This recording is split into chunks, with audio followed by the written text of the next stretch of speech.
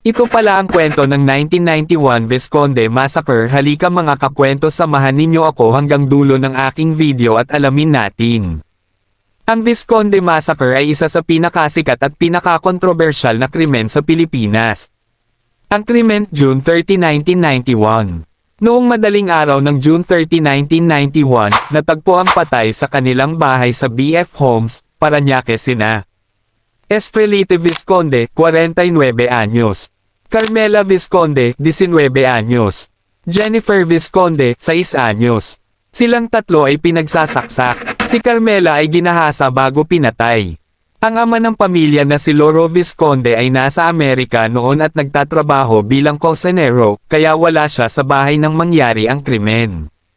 Ang investigasyon. Matagal na walang malinaw na sospek ang kaso. Pagkalipas ng halos 4 na taon, 1995, may babaeng nagngangalang Jessica Alfaro ang nagsabing alam niya kung sino ang gumawa ng krimen.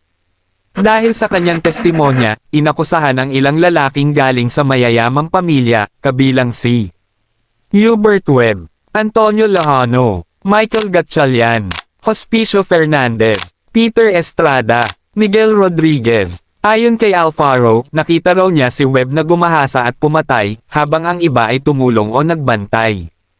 Ang hatol, 2000. Noong June 2000, hinatulan ng korte na guilty si Webb at ang 5 pa. Sinentensyahan sila ng habang buhay na pagkakakulong. Isang pulis na si Gerardo Bayong ang nakulong din dahil sa pakikialam umano sa ebidensya. Ang pagbaliktad ng desisyon, 2010. Umabot ang kaso sa Korte Suprema. Noong December 14, 2010, sinabi ng Korte Suprema na walang sapat na ebidensya laban sa mga akusado. Pinalaya sila dahil sa may duda sa testimonya ng star witness. May patunay na si Webb ay nasa Amerika noong araw ng krimen.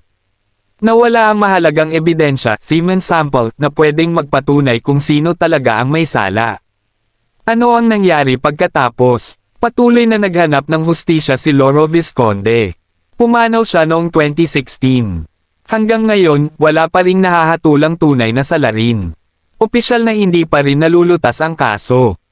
Nagustuhan nyo ba ang ating video mga kakwento? Bigyan mo naman ako ng isang like dyan at i-comment mo na rin dyan sa baba kung saan lugar ka para alam ko kung saan nakarating ang ating video. Salamat!